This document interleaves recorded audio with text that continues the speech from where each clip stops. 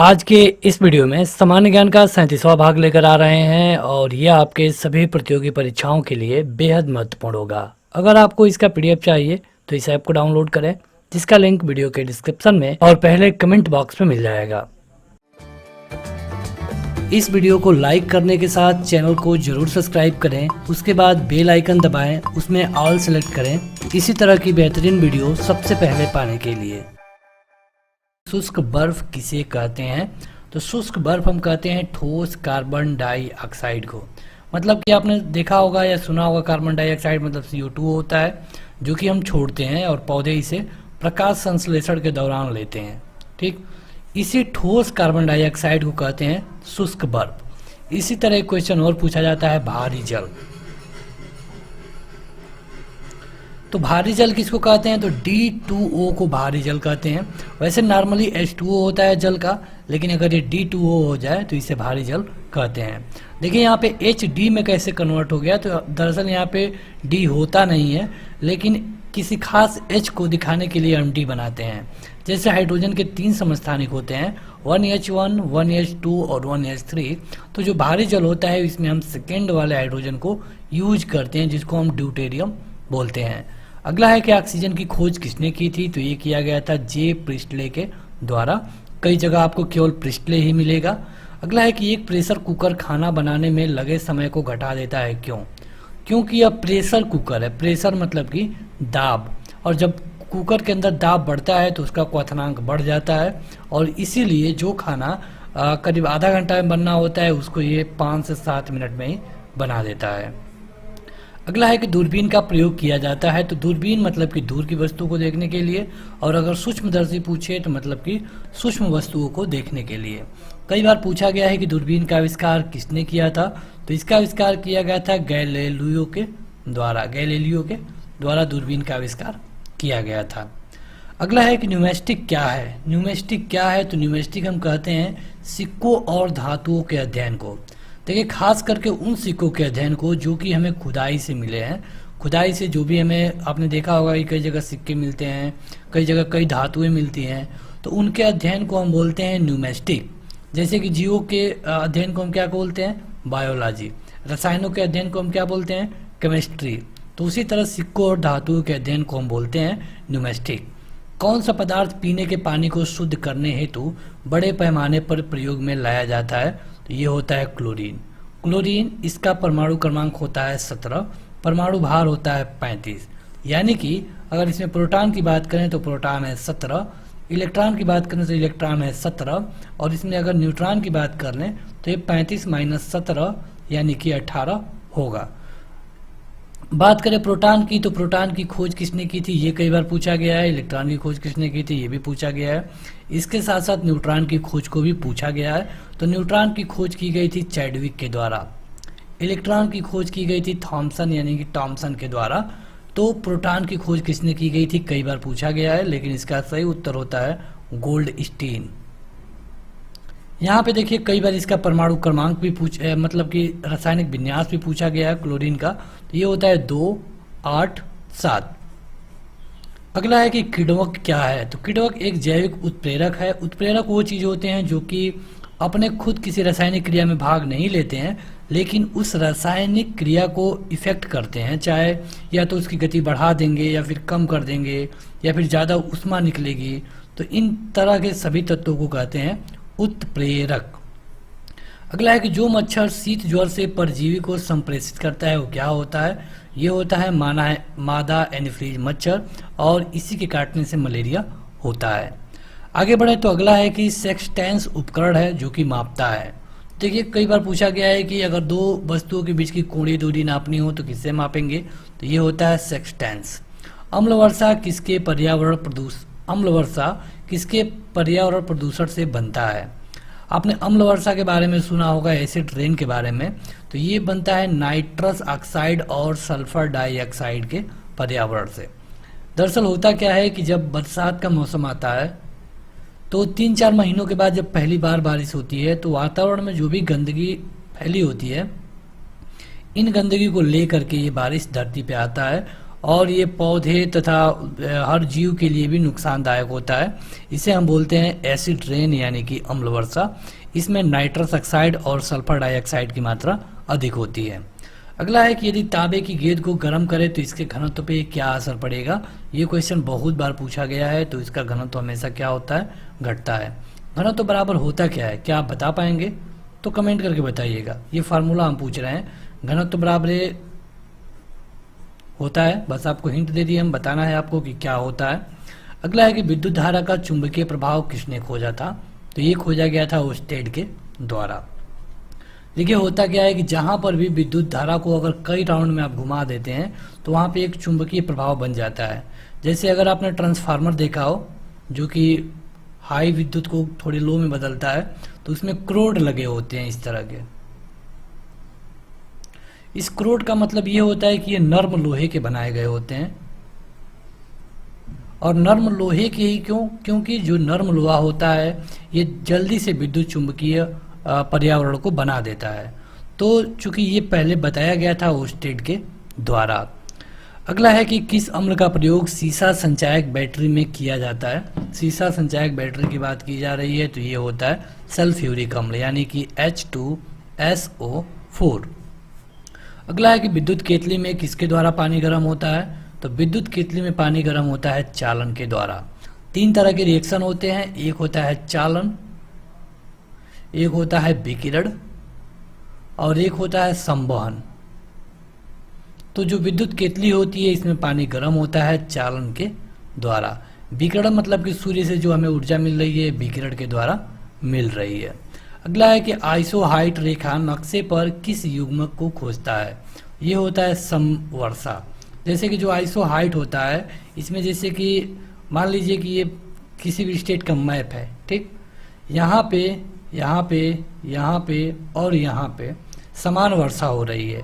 तो इसे अगर हमें एक मैप पे दिखाना होगा तो हम क्या करेंगे, इसको एक रेखा से जोड़ देंगे और ये जो रेखा होगी ये आइसोहाइट रेखा होगी। यानी कि ये क्या बता रही है कि जहाँ जहाँ पे इस रेखा से बिंदु जुड़े हैं ये समवर्षा के हैं, मतलब कि यहाँ पे समान वर्षा हो रही है। अगला है कि विटामिन ए की कमी से क्या होता है। तो विटामिन ए की कमी से होता है रतौंधी। विटामिन ए में अगर रिच सोर्स पूछा जाए तो गाजर है। इसके अलावा और भी कई चीज़ें हैं जो कि रतौंधी जैसे या फिर कम दिखना या फिर इस तरह के जो आँख वाले रोग हैं उनको ख़त्म करता है। अगला है कि चर्बी को हजम करने में जो पित्त द्रव सहायक होता है वो कहाँ से निकलता है। तो जो पित्त द्रव होता है इससे ये निकलता है जिगर से और इसको ये पित्ताशय में इकट्ठा होता है। अगला है कि कच्ची गाजर किसका अच्छा स्रोत होता है। तो अभी हमने आपको बताया कि जो कच्ची गाजर होती है विटामिन ए का सबसे बेस्ट स्रोत होती है, क्योंकि विटामिन ए की कमी से क्या होता है, रतौंधी। विटामिन बी की कमी से क्या होता है, बेरी बेरी। विटामिन सी की कमी से स्कर्वी। विटामिन डी की कमी से रिकेट्स। रिकेट्स मतलब कि यहाँ पे बच्चों की हड्डियाँ टेढ़ी हो जाती हैं, खास करके बच्चों और बुजुर्गों में ये रोग होता है। कहाँ से ये आपको मिलेगा विटामिन डी, तो ये मिलेगा सूर्य के प्रकाश से। अगला है कि लाल रक्त कण किस में उत्पन्न होता है, मतलब कहाँ बनता है। तो ये बनता है अस्थि मज्जा में। बात हो रही थी आरबीसी की, रेड ब्लड सेल्स के लिए। तो ये बनता है अस्थि मज्जा में और इसका जो टाइम पीरियड होता है ये होता है 120 दिन, यानी कि इसका जीवन अवधि कह सकते हैं ये 120 दिन तक जिंदा रहता है। अल्ट्रासोनिक तरंग का मात्रक क्या है। तो ये होता है हर्ट्ज, जो कि आवृत्ति का भी मात्रक है। आगे बढ़ते हैं तो अगला है कि कार्बोरेटर होता है। कार्बोरेटर होता है पेट्रोल इंजन में, मतलब जहाँ पर भी जो गाड़ी पेट्रोल से चलती होगी या फिर जो इंजन पेट्रोल से चलता होगा वहाँ पे कार्बोरेटर जरूर होगा, जैसे कि आप देखते हैं मोटर बाइक। अगला है कि वाष्पन की दर किस पर निर्भर नहीं करती है।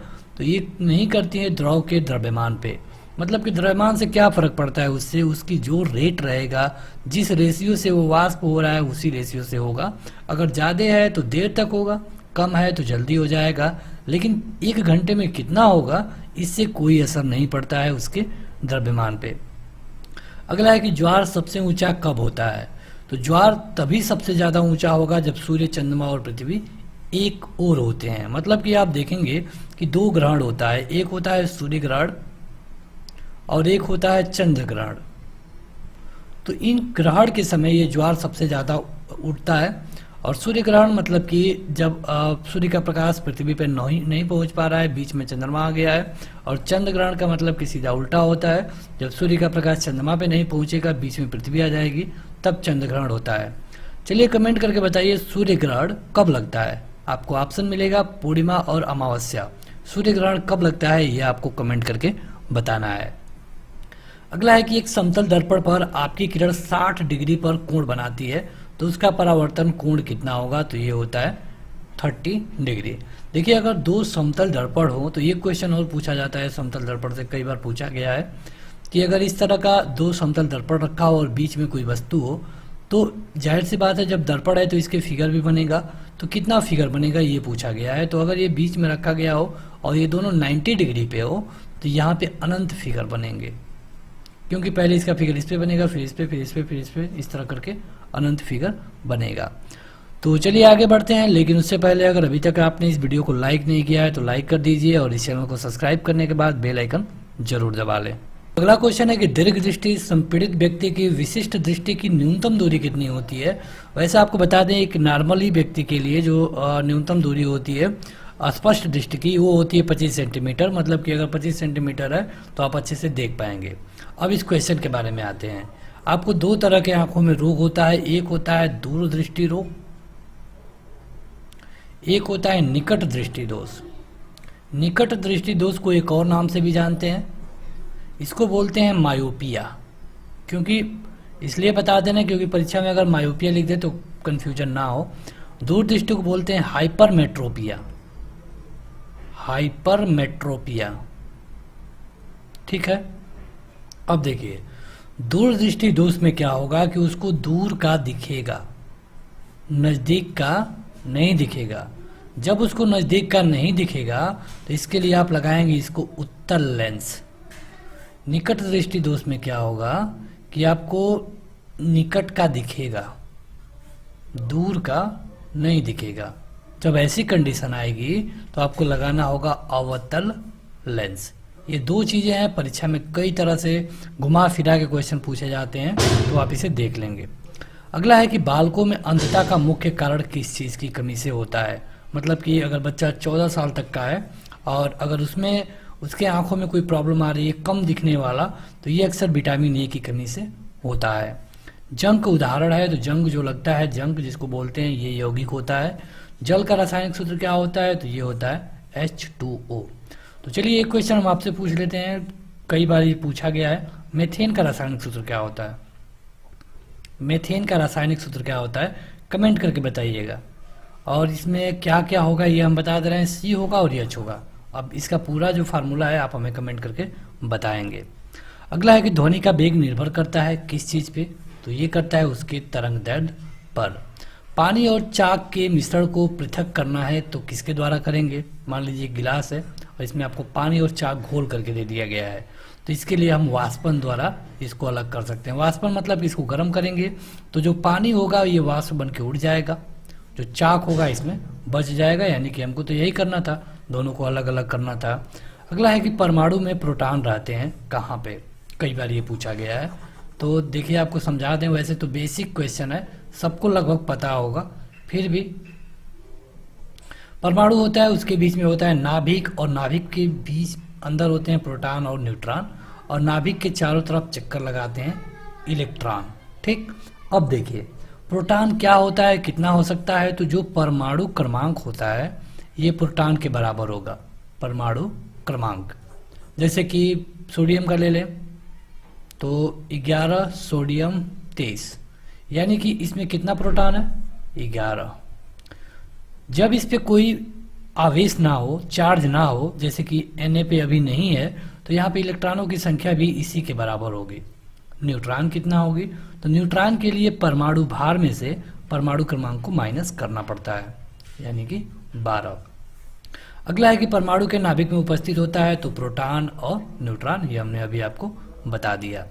अगला है कि द्रव की बूंद का संकुचन और कम से कम क्षेत्रफल घेरने की प्रवृत्ति का कारण क्या है। ये क्वेश्चन कई तरह से पूछा जाता है, एक तो संकुचन वाला, या फिर जल क्यों कम से कम क्षेत्र घेरता है ये पूछा जाता है, या फिर ये पूछा जाता है कि जो द्रव की बूंद होती है, बरसात की बूंद, ये गोलाकार क्यों होती है। तो या फिर पूछ लिया जाएगा कि बरसात की बूंद इस तरह की क्यों होती है। ये कई क्वेश्चन है और सबका बस एक ही उत्तर है, कॉमन उत्तर ये होता है सरफेस टेंशन यानी कि पृष्ठ तनाव। पृष्ठ तनाव से और भी कई उदाहरण पूछे जाते हैं, जैसे कि मच्छर पानी पर कैसे तैरता है, तो ये भी सरफेस टेंशन से। कपड़ा धोने में हमें जो डिटर्जेंट है उसका यूज क्यों करना चाहिए, तो ये भी सरफेस टेंशन के कारण होता है। अगला है कि नींबू और संतरे में कौन सा विटामिन पाया जाता है, तो नींबू और संतरा चूंकि खट्टे फल है इसलिए इसमें पाया जाएगा विटामिन सी। ये 99% केसों में होता है, हालांकि 100% नहीं होता है। 100% नहीं होता है, केवल 99% जो खट्टा है उसमें विटामिन सी पाने के चांसेस होते हैं। विटामिन सी की कमी से क्या होता है, क्या आप बता पाएंगे? अभी हमने आपको बताया था 2 मिनट पहले, तो आप कमेंट करके बताइएगा। मानव शरीर का कौन सा भाग जोड़ मतलब गठिया से प्रभावित होता है? जब ये गठिया होता है तो इसमें जो शरीर का जोड़ होता है, जैसे कि पैर में है या फिर कोहनी में है, वो सारे पार्ट इससे अफेक्टेड होते हैं। गर्मी में सफ़ेद गहरे रंग के कपड़े से अधिकतर आरामदायक क्यों होता है? मतलब कि गर्मी में सफ़ेद कपड़े क्यों पहनना चाहिए, कहने का ये मतलब है।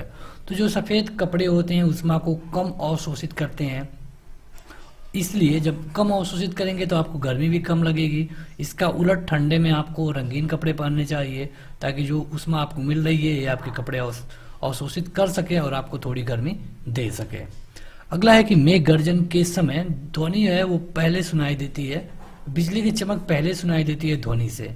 तो ये इसलिए है क्योंकि जो प्रकाश की चाल है ये तेज है, और जब प्रकाश पहले आता है आपको कड़क पहले दिखाई देगा, बाद में ध्वनि सुनाई देती है।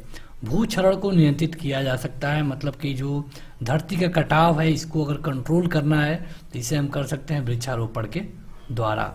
कोयले के जलने से क्या बनता है, तो कोयले के जलने से बनता है कार्बन डाइऑक्साइड, जो कि एक तरह से अगर आपको एक रूम में बंद करके और उस रूम को कार्बन डाइऑक्साइड से भर दें तो आपकी मृत्यु भी हो सकती है। कई बार आपने न्यूज में पढ़ा होगा कि कई जगह लोग क्या करते हैं कि सारे दरवाजा खिड़की बंद करके, गांव की बात बता रहे हैं, वहाँ पे कोयला जला करके रूम में, क्योंकि मच्छर ना काटे और प्लस इसके अलावा रूम का टेम्परेचर थोड़ा बना रहे, तो इसके लिए उसमें कुछ जला करके और सारे खिड़की दरवाजा बंद करके सो गए। बाद में पता चला कि उसमें एक दो लोगों की मृत्यु हो जाती है, क्योंकि उस रूम में पूरी तरह कार्बन डाइऑक्साइड भर गया है, और जब भर जाएगा तो ये चूंकि इसको आप ले नहीं सकते, चाहे आप मर क्यों ना जाए, तो उस कंडीशन में मृत्यु हो जाती है। अगला है कि वायु की संगठक गैसें सामान्यतः होती हैं। कहने का मतलब है कि जो हमारा वायुमंडल है उसमें नॉर्मली तौर पे क्या है, तो ये है नाइट्रोजन जो कि 78% है, और इसके साथ ऑक्सीजन है 21%। दोनों को मिलाकर के हो जाता है 99, बाकी 1% में अन्य गैसें भी पाई जाती हैं। अगला है कि हरे पौधे हमारे लिए क्यों उपयोगी होते हैं, तो सीधा सीधा क्वेश्चन है कि ये हमें हमारा जो CO2 है उसे ले लेते हैं और O2 हमारे लिए छोड़ते हैं, इसीलिए हमारे लिए उपयोगी है। पारे को जब एक बर्तन में रखा जाता है तो उसका मेनिस्कस कैसा होता है, मतलब कि ये किस लेंस की तरह काम करता है, तो ये काम करता है उत्तल लेंस की तरह। कई बार ये क्वेश्चन पूछा गया है। पारा मतलब कि Hg, और यह एक धातु है जो कि रूम टेम्परेचर पर एक लिक्विड फॉर्म में रहता है।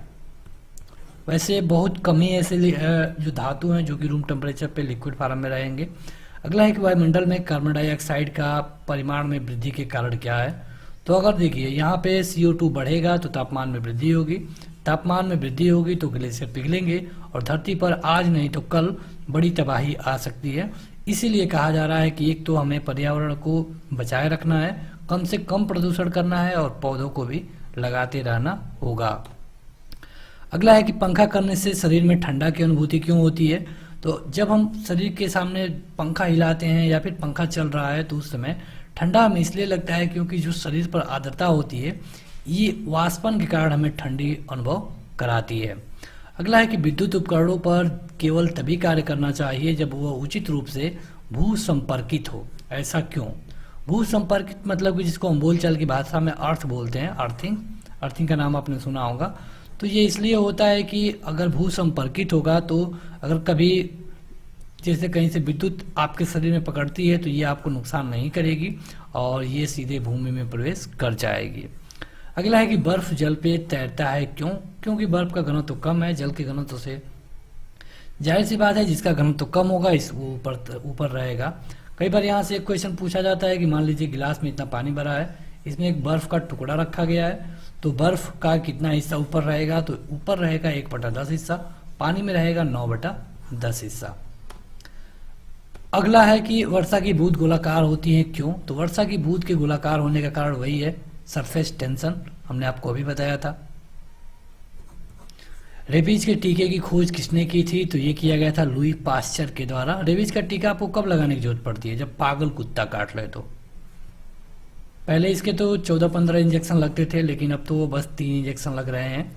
तो पहले से बहुत कुछ बदल चुका है। तो अगर पागल कुत्ता काट ले, वैसे नॉर्मली कुत्ते के काटने से कुछ नहीं होता है, फिर भी अगर आपको कुत्ता काटता है तो आपको लगवा लेना चाहिए, क्योंकि हर प्राथमिक स्वास्थ्य केंद्र पर ये आपको फ्री में अवेलेबल है।